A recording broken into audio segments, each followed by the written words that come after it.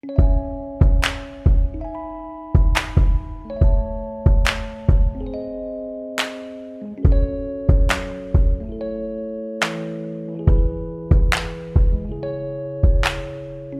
still watch you when you're grooving. Today we are taking photographs underwater for source material for the painting, which will be used in the album artwork. There's a great deal of doom and gloom enjoyed within the album and an end of timesness to it. So I think the shoot and what we're kind of aiming for here on the shoot kind of reflects some of that. It actually reflects some of the one or two of the kind of lyrical themes as well too, and one or two numbers, which is nice. Andrew's music tends to deal with very difficult themes, and the album cover, and yet they're beautiful and challenging, and the album cover should reflect that. So it'll be beautiful, but it'll be challenging. But the idea today is that we try and get all the source material we need for the album cover. We would have used source material that I had before the fire, but now we've none, so it's a complete fresh start. The fire was my studio in Outpost. Myself and 8 other artists had burnt to the ground, and 30 years of my work was gone overnight.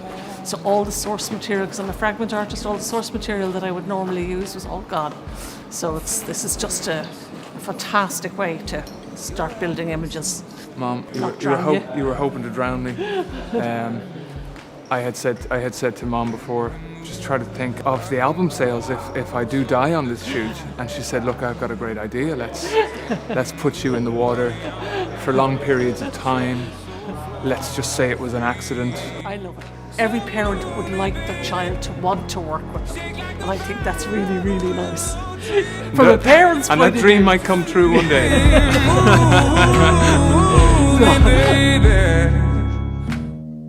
We used some fantastic backdrops that we had taken photographs of down in Loftus Hall. A fabulous, fabulous building that's being saved by 2 brothers. It just gave us a fantastic start to be able to build rooms underwater. We're in Loftus Hall, which is one of the most, if not the most, haunted houses in Ireland, allegedly. But we're doing some shots. We're getting some backdrop images as well too that we'll develop later on for the album artwork. Just to call a good look at you. Loftus Hall was a gift, just a pure and utter gift. It came like a dressed set from another era. It came extremely distressed. And in the context of the music that Andrew had made and the lyrics for the music, it just, the two things married completely, because you had this exquisite dilapidation, and it was just a gift. The album is called Wasteland Baby, and my area of interest is contemporary sublime, and so the two things just married absolutely perfectly.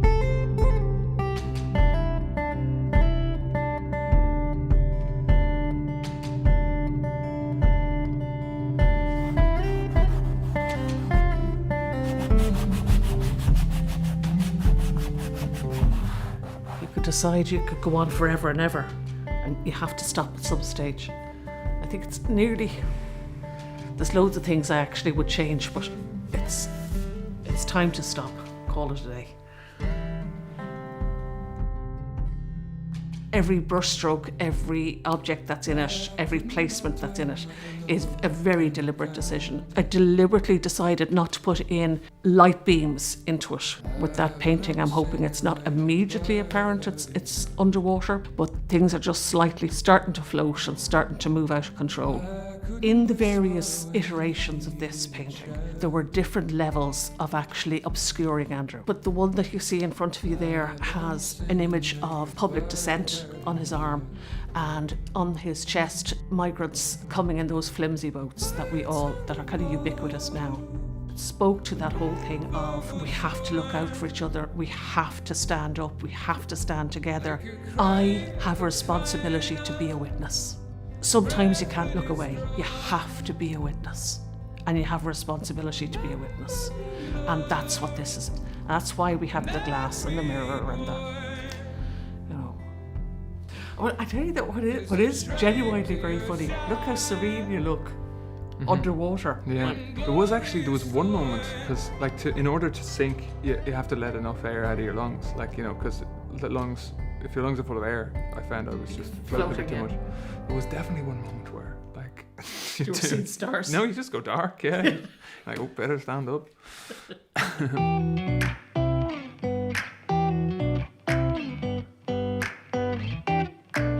It's nice to kind of continue on from the previous record. It was important for me to have some continuity in the artwork. So it's great to do it. It's a very, very different approach, and I think it's a bit more ambitious in the approach this time around. Yeah. Different challenges, but challenging in a lot of new ways. The juxtaposition, or the kind of a stark contrast between theme and tone sometimes are in there, or kind of lyric and melody. Yeah, Tom Waits referred to that as sometimes bad news from a pretty mouth, I think was the term he did. That's just musically speaking, which is something I always enjoyed of his work, I suppose, as well too. The album is kind of named for a song called Wasteland Baby, which is a kind of a funny, celebrational sort of end of the world song. A kind of a love song, kind of folk ditty, which imagines a sequence of different world-ending events, and the kind of romantic, just a lasting kind of romantic dalliance that continues on through those. The kind of submerged underwater theme, let's say, is something that crops up in a few tracks throughout the album, in a number of songs, in a few different lines. And sometimes it's in a romantic context, and sometimes it's in a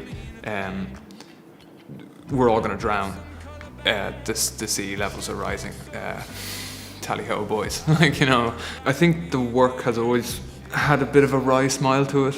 Irish people have a great kind of gallows humour. They have a great pitch black sense of humour. Nothing is sacred, you know, really. There's some Brendan Behan quote, which is like Irish people have a tremendous disrespect for all things, which, you know, and I think that comes through in the humour that you'd hear at home, in conversations that you'd hear at home. I wouldn't know it. I wouldn't know it. I wouldn't know it. I wouldn't know it. I wouldn't. Art has a job to do, you know, whether it's music, whether it's film, whether it's visual arts, whether it's painting or whatever it is. Art has a job to do, and it's a serious job, and that's what I try to do. You know, that's what we all try to do. I suppose the album kind of flits between unbridled optimism and hopefulness, and then complete despair and nihilism and acceptance, and then also just to get the hell on with it, to the end of the world. Just let's have it. I think the thing though that's really unique about the work, it treats his audience with respect. I think people are really hungry for that now. People are actually able to know when they're being fed kind of homogenized, factory-produced music, and that they've had enough of that. I won't corroborate that. I know. I am a panderer, absolute peddler of muck. That's not true. Proud peddler. Not true. It kind of just looks at the great, you know, just the bonfire of our times, and some songs kind of dance around the fire and have a bit of fun, and some songs scream into it, and some are in the centre of it. But there's always a bit of a wry smile to it, I suppose.